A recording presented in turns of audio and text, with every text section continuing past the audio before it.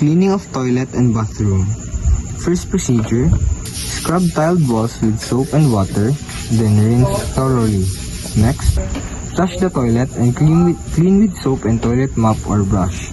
Next, flush to rinse the inside part. Next, if a stain cannot be removed with soap, use Dutch cleanser or small amount of caustic, rubbing it with mop or brush, and be careful that the water does not splash to your face. Next, clean the outside of the bowl with soap and water. Rinse thoroughly. Next, for metal accessories, use metal polish. Next, for scrub the floor with soap and water, then rinse. Next, wipe the walls and outside of toilet bowls.